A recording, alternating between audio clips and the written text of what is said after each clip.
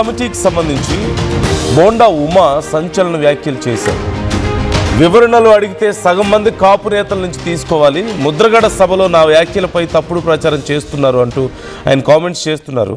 పార్టీని ఇబ్బంది పెట్టేలా నేను మాట్లాడలేదు, నేనేంటో సీఎం చంద్రబాబుకు తెలుసు, పార్టీ నా మీద సీరియస్ అంటూ ఏం లేదు, ప్రజెంట్ అలాంటి కండిషన్ ఏం లేదు, నేను ఇలాంటి వాటికి భయపడే రకం కాదు అంటూ ఉమా అంటున్నారు. ముద్రగడ సభకు పార్టీలకు అతీతంగా అందరూ హాజరయ్యారు. ఎన్నో ఏళ్లుగా ఉన్న పరిచయంతో అంబటితో నేను మాట్లాడాను, నేనేమి ముసుగేసుకొని వైసీపీ వాళ్ళతో మాట్లాడలేదు కదా అంటూ క్వశ్చన్ చేస్తున్నారు. నేను ఉన్నది ఉన్నట్లుగా చెప్పాను, నమ్మినా నమ్మకపోయినా అదే నిజం. ఇవాళ 3 మెన్ కమిటీ ముందుకు బోండా ఉమా వెళ్లాల్సిన పరిస్థితి కనిపిస్తోంది. బోండా ఉమా వ్యాఖ్యలతో కూటమిలో కూడా మరోసారి కాపు చిచ్చు మొదలైంది. మనందరికీ తెలిసిందే, ముద్రగడ పద్మనాభం వెళ్ళిపోయిన తర్వాత ఒక సభలో ఏర్పాటు చేసినటువంటి సభలో అక్కడ అదిగో మీకు ఆ విజువల్ కనిపిస్తోంది కదా, బోండా ఉమా అంబటి రాంబాబు చాలా ఆప్యాయంగా మాట్లాడుకోవడం, ఆయన పక్కన కూర్చోవడం, అట్ ది సేమ్ టైం అదే సభలో బోండా ఉమా చేసినటువంటి వ్యాఖ్యలు కాపులకి జరగాల్సినటువంటి న్యాయం గురించి, ఇవన్నీ కూడా టీడీపీ చాలా సీరియస్గా తీసుకుంది. ఇప్పుడు ఒక 3 మెన్ కమిటీని వేయడాన్ని కూడా మనం చూస్తున్నాం. మంత్రి నిమ్మల రామానాయుడు, ఏపీ టీడీపీ అధ్యక్షుడు పల్లా శ్రీనివాసరావుకు ఈ అప్పగించారు ఈ బాధ్యతని, మీరే చూసుకోండి నాకు అని చెప్పారంటూ తెలుస్తుంది. ఒక 3 మెన్ కమిటీని వేశారు. అయితే ఇప్పుడు ఈ 3 మెన్ కమిటీకి సంబంధించి కూడా బోండా ఉమా చాలా సీరియస్గా రెస్పాండ్ అయినట్లుగా తెలుస్తుంది.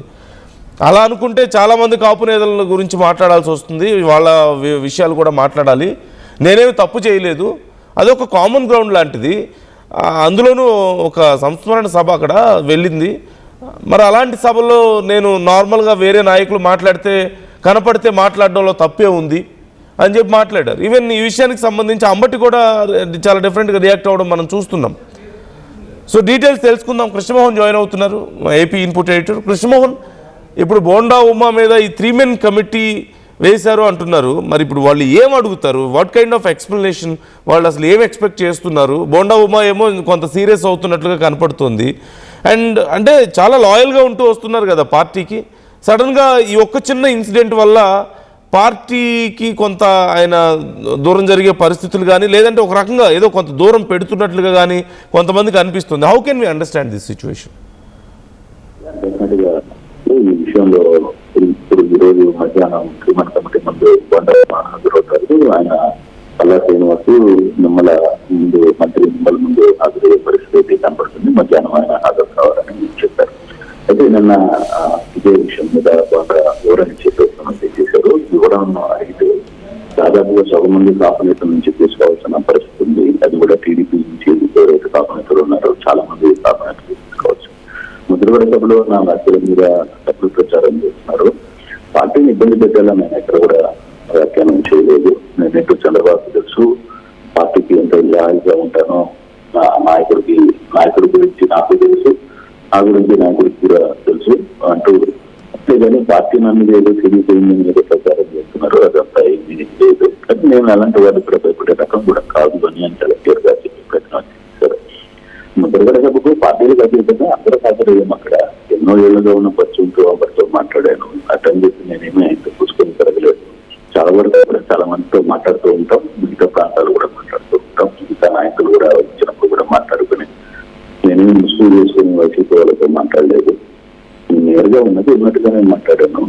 కానీ అంతటికి వచ్చాడు కాబట్టి అక్కడ మాట్లాడే ప్రయత్నం చేశాను. ఉన్నట్టుగా నేను చెప్పాను. చెప్పినా అంటే ఇప్పుడు నేను చెప్పేది నమ్మినా నమ్మకపోయినా నేను మాట్లాడేది నిజం. ఈ 3 మెన్ కమిటీ ముందు కూడా నేను ఇదే మాట్లాడబోతున్నాను అనేది చాలా క్లియర్గా కుండలిపాను. అంటే ఆయన క్లియర్గా అదే మన డాక్టర్ రాజా వాళ్ళ సభకు పోయినప్పుడు జ్యోతుల నెహ్రూ పాల్గొన్నారు. తర్వాత మరోవైపు రాధా పాల్గొన్నారు. చాలా మంది నాయకులు అక్కడ పాల్గొన్నప్పుడు మరి వాళ్ళని కూడా వివరణ పిలిచి అడుగుతారా అనే అంశాన్ని కూడా ఆయన లేవనెత్తారు. సో ఇప్పుడు అఫీషియల్ గా మీడియా ముందు మాత్రం ఆయన క్లియర్గా అవును, అందుకే ఆయన మాట్లాడింది అంటే సగం మంది కాపు నేతల గురించి వివరణ తీసుకోవాల్సిన పరిస్థితి ఉంటుంది అనేది ఆయన గట్టిగా మాట్లాడి సభ జరిగింది. ముద్రగడకి సంబంధించిన ముద్రగడ సభకి హాజరయ్యాను. అది వేరే ఒక శాస్త్రి రాము అనే వ్యక్తి మాట్లాడారు. తద్వారా జరిగే అంశాలను మనం అప్పటికప్పుడు తీసుకోవాలనుకుంటున్నాం. దాని ద్వారా తీసుకునే ప్రయత్నం తీసుకుంటే అక్కడికి వచ్చిన నాయకులతో ఒకరినొకరు పలకరించుకోవడం కామన్ గా జరిగే అంశమే. దాన్ని ఉద్యోగపూర్వకంగా అనేది ప్రయత్నం అయితే కొంతమంది చేస్తున్నారు అనేది ఆయన క్లియర్ గా చెప్తున్నా మాట. అయితే ఈ అంశం మీద ఈ రోజు వివరణ ఇచ్చిన తర్వాత అక్కడ ఏం జరుగుతుంది అనే అంశం మీద ఆలోచన ఉంది. బట్ అలా శ్రీనివాస్ ఆల్రెడీ ఇప్పటికీ బండవమ్మతో కూడా మాట్లాడారు. అంటే కొంత మీరు గతంలో కూడా మంత్రులు బయట పార్టీ నుంచి వచ్చిన మంత్రులు ఇతర అంశాల గురించి మీరు ఎందుకు ఎక్కువ మాట్లాడుతున్నారు అనేది, అంటే పార్టీకి కొంత ఇబ్బంది కలిగేలా బోండా వ్యాఖ్యలు ఉన్నాయని పార్టీ భావిస్తుంది. సో దాన్ని మాట్లాడటానికి కొంత ఒక వేదిక ఉంటుంది. లేదు కొన్ని పర్సనల్ గా మాట్లాడాలని అనుకుంటే కొన్ని వేదికల ద్వారా ఏది మాట్లాడకూడదు, మన నియంత్రణ ఉండాలి అనేది చంద్రబాబు క్లియర్ గా చెప్తున్న పరిస్థితి. మరోవైపు ఆయన ఒక డైరెక్షన్ కూడా వచ్చారు, ఇతర పార్టీ నేతలతో కలిసేటప్పుడు మీరు కొంత బ్యాలెన్స్ ని ఏర్పాటు చేయండి అని చెప్తున్న నేపథ్యంలో మరి ఈ రోజు బోండా ఉమ్మాని మధ్యాహ్నం కలుస్తున్నారు కాబట్టి కలిసిన తర్వాత ఏం జరగబోతుంది, ఏం జరిగింది అనే అంశం మీద కొంత పూర్తి అవగాహన వచ్చే పరిస్థితి మనకి కనపడుతుంది. రైట్ చూద్దాం Krishnamohan. Thanks for the details. మొత్తం మీద ఇప్పుడు బోండా ఉమా చేసిన కామెంట్స్ లేదంటే ఆ సభలో అక్కడ అంబటితో ఉన్నటువంటి తీరు ఇవన్నీ కూడా చాలా ఆగ్రహం తెప్పించాయి. కొంతమంది ఏమో అసలు బోండా ఉమా పార్టీ మారుతారన్న ప్రచారం కూడా ఇప్పటికే మొదలు పెట్టేశారు. అది ఇప్పటికిప్పుడు మరి నిజం ఉందా అందులో అంటే ఖచ్చితంగా ఛాన్స్ కనిపించడం లేదు. And at the same time TDP కూడా చాలా అగ్రెసివ్గా రియాక్ట్ అవుతుంది, ఈ విషయంలో చాలా సీరియస్గా రియాక్ట్ అవుతుంది అనేది కనిపిస్తుంది. పార్టీ కూడా చంద్రబాబు చాలా సీరియస్ అయ్యారంటూ కూడా తెలుస్తుంది. అంటే ఇతర తమ అపోజిషన్ పార్టీతో అంత క్లోజ్గా ఉండడం ఇవన్నీ కూడా కార్యకర్తలకి తప్పుడు సంకేతాలు ఇస్తాయి. రేపు ఎక్కడైనా మరొక చోట కార్యకర్తలు ఏదైనా కొంచెం స్ట్రాంగ్గా సపోర్ట్ చేయాల్సిన అవసరం వచ్చినప్పుడు డేలా పడిపోయే అవకాశం ఉంటుందనో, లేదంటే వాళ్ళ స్పిరిట్ని దెబ్బతీస్తుంది ఇలా ఉంటే. అంటే లోపల వాళ్ళు ఒకటి బయటికి మాత్రం ఇలా చేస్తున్నారు జస్ట్ అని చెప్పేసి అనుకోవడానికి అవకాశం ఉంటుంది. కాబట్టి అలా చేయడం తప్పు అనేది టీడీపీ చెప్తున్న మాట. మరోవైపు బోండా ఉమ చేసిన కామెంట్స్ కూడా అంటే కాపులకు ఇంకా మంచి బెటర్ ప్రయారిటీ ఉండాలని చెప్పేసి, ప్రభుత్వాలు గుర్తించాలని చెప్పేసి కొన్ని కామెంట్స్ చేశారు. సో అవి కూడా ఇప్పుడు ఆల్రెడీ గవర్నమెంట్లో ఉంది టీడీపీనే కాబట్టి, కూటమే కాబట్టి అవి కూడా ఆ కామెంట్స్ కూడా కొంత ఇబ్బంది పెడతాయేమో అన్న ఆలోచనలో ప్రభుత్వం కనిపిస్తుంది.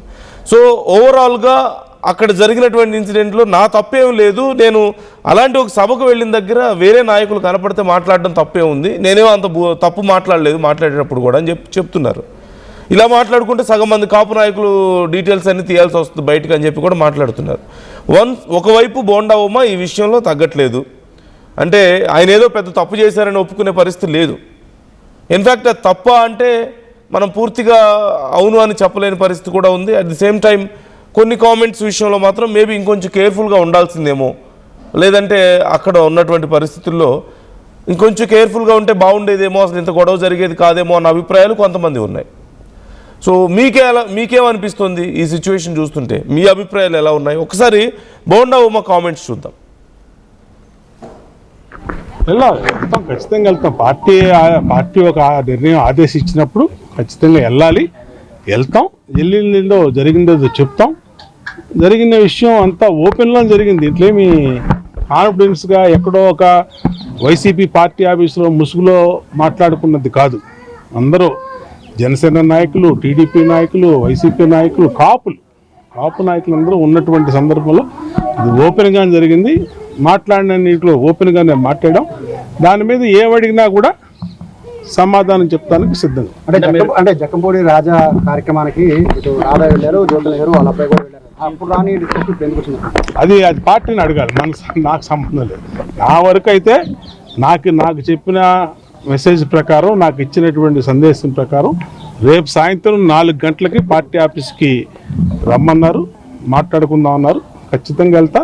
వాళ్ళకి ఏం వివరణ కావాలో, ఏం డౌట్లు ఉన్నాయో అన్నీ కూడా క్లియర్ చేస్తాను. ముద్రగడ్డ ఉద్యమాన్ని లైట్ తీసుకోవటం వల్లే అప్పట్లో 2019లో టీడీపీ ఓడిపోయిందనే వ్యాఖ్యల మీద కూడా డిస్కషన్ పార్టీలో నడుస్తూ ఉంది. అంటే అప్పుడు మీరు చేసిన వ్యాఖ్యలకి ఎందుకని అంత విపరీతార్థం? అంటే అది వాస్తవాలండి. ఇప్పుడు 2014 నుంచి 19 వరకు ఏం జరిగిందో మీడియా తెలుసు, ప్రజలకు తెలుసు, కాపులకు తెలుసు, పార్టీకి తెలుసు, అందరికీ తెలుసు. తెలిసిన విషయమే నేను ఆ రోజు ముద్రగడ్డ గారి సంస్కరణ సభలో ముద్రగడ్డ గారి గురించి మాట్లాడకుండా లేదంటే ఇంకొకళ్ళ గురించి ఎలా మాట్లాడతాం? ముద్రగడ్డ గారి గురించి మాట్లాడాలి. ఆయన ఏం చేశాడు, ఎలా చేశాడు, ఏం జరిగింది అనేది నాకు ఆ అంశం తోస్తుంది. ఆ అంశం గురించి ఎందుకంటే నాకు 1988 నుంచి ముద్రగడ్డ గారితో సంబంధాలు ఉన్నాయి. ఆ రోజు కాపునాడు ఇక్కడ పెట్టినప్పటి నుంచి కూడా మేము సన్నిహితంగా మెలిగినవాళ్ళం. కాబట్టి అప్పటి నుంచి 1988 జూలై 10వ తారీఖు నాడు విజయవాడలో కాపునాడు జరిగింది. అప్పటి నుంచి మాకు సంబంధాలు ఉన్నాయి. ఆ రోజు నేను ముద్రగడ్డ గారు నిరాధ్యక్ష కూర్చుంటే తెలుగుదేశం పార్టీ శాసనసభ్యుడిగా ఉంటూ నేను ఆయన్ని ఆపటానికి కాకినాడ వెళ్ళి తోట త్రిమూర్తులు గారిని కూడా, ఆయన కూడా ఎమ్మెల్యే, టీడీపీ ఎమ్మెల్యే, ఇద్దరం కలిసి ముద్రగడ్డ గారి ఇంటికి వెళ్ళి ఆయన్ని నిరాధ్యక్ష చేయొద్దండి, మీరు సమస్యలు ఏమంటే ముఖ్యమంత్రి గారి దృష్టిలో పెడదామని చెప్పి ఆయనతో మాట్లాడి నెక్స్ట్ డే మార్నింగే ముఖ్యమంత్రి గారు వైజాగ్లో ఉంటే నేను తోట త్రిమూర్తులు గారు మళ్ళీ విశాఖపట్నం వెళ్ళి విశాఖపట్నంలో ముఖ్యమంత్రి గారికి దృష్టిలో అన్ని పెట్టబట్టి చంద్రబాబు గారికి ఎమ్మంటే ఆయన ఇద్దరు మంత్రులు పంపించాడు. అచ్చెన్నాయుడును ఇంకో మంత్రి కిర్లంపూడి వెళ్ళి కిర్లంపూడిలో ఆయనతో మాట్లాడి ఆయన అడిగిన విషయాలన్నింటినీ కూడా పరిశీలిస్తామని చెప్పి హామీ ఇచ్చి ప్రభుత్వం తరఫున చేశారు. ఎన్ని వాస్తవాలు, దీన్ని ఎవరు కాదంటానికి లేదు, ఎవరు వక్రీకరించడానికి లేదు. కాబట్టి ఆ వాస్తవాలను నేను ఆ రోజు చెప్పా. రేపు సాయంత్రం ఏదైతే పార్టీ అధ్యక్షుడు లేదంటే ఎవరైతే మంత్రి నిమ్మల రామానాయుడు గారు ఎవరైతే ఉన్నారో వాళ్ళకు కూడా అదే చెప్తాం. ఎందుకు ఏముంటాయి దీంట్లో, ఉన్న విషయాలే చెప్తాం, ఉన్న విషయాలే మళ్ళీ ఆ రోజు మాట్లాడింది చెప్తాం, లేని విషయాలు ఏవి చెప్పాలి. అంటే ఇప్పటి వరకు లేదు, పెద్ద ఎత్తున ట్రోలింగ్ జరుగుతుంది. అంటే ఏ నాయకుల మీద జరిగిన ట్రోలింగ్ నుంచి విపరీతంగా బోండమ్మ గారు చెప్తారు. దీని వెనకాల చాలా శక్తులు పనిచేస్తూ ఉంటాయి. ఇప్పుడు పార్టీలో పనిచేస్తున్నప్పుడు అనేక వ్యక్తులు ఉంటారు, దొంగ పేర్లతో కూడా. నిన్న ఇక్కడ సత్య అని మా అమ్మాయి ఉంది ఇక్కడ డివిజన్ పార్టీ, ఆ అమ్మాయి పేరు మీద ఒక మెసేజ్ నాకు వ్యతిరేకంగా పెట్టించారు. నేను అమ్మంటే ఆ అమ్మాయిని సత్య ఇక్కడే ఉంది అడిగితే వెంటనే ఆ అమ్మాయి చెప్పింది, అసలు నాకు తెలియదన్నా ఈ మెసేజ్ గురించి గ్రూపుల్లో పెట్టారు అని చెప్పి ఆ అమ్మాయి సత్య వీడియో రిలీజ్ చేసింది. అట్లాగా కొన్ని దుష్ట శక్తులు అన్ని చోట్ల ఉంటాయి, అన్ని చోట్ల ఆ దుష్ట శక్తులు అదే పని చేస్తూ ఉంటాయి. బట్ ఈ దుష్ట శక్తులకి చూసి జడిసి పారిపోయేవాడు కాదు బోండావమ్మ అనేది ఎన్నో పోరాటాలు చేసి ఈ స్థితికి వచ్చాం.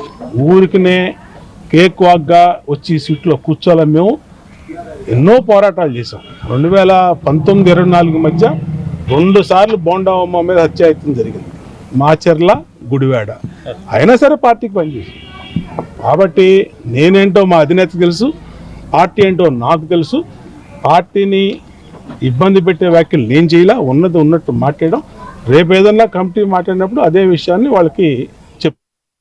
జలుబు తలనొప్పి ఒళ్ళు నొప్పుల నుంచి ఉపశమనం శాస్త్రీ బామ్. జలుబు తలనొప్పి ఒళ్ళు నొప్పుల నుండి ఉపశమనం శాస్త్రీ బామ్ ఇప్పుడు 5 రూపాయల ప్యాక్ లో కూడా. ఎప్పటికప్పుడు నయా న్యూ ట్రెండ్ ని మనకు అందిస్తూ అప్పుడు ఇప్పుడు ఎప్పుడైనా మనందరి చాయ్ కిసాన్ ఫ్యాషన్ మాల్ వచ్చేస్తుంది మన ECL కి జూలై 24న గొప్ప ప్రారంభం. అందరికీ నమస్కారం, నేను మీ అనసూయ భారద్వాజ్. ఆషాఢ మాసం సందర్భంగా మన కోసం ఫ్యాషన్స్ ఏపీ అండ్ తెలంగాణలోని 24 స్టోర్స్ లో సరికొత్త ఆఫర్స్ తో మీ ముందుకు వస్తుంది. అంతేకాదంలో ఈ ఆషాఢ మాసంలో మన ప్రత్యేకత, కిలో చీరలు కొనండి, అరకిలో చీరలు ఉచితంగా పొందండి. Pure in its form with grace made noble.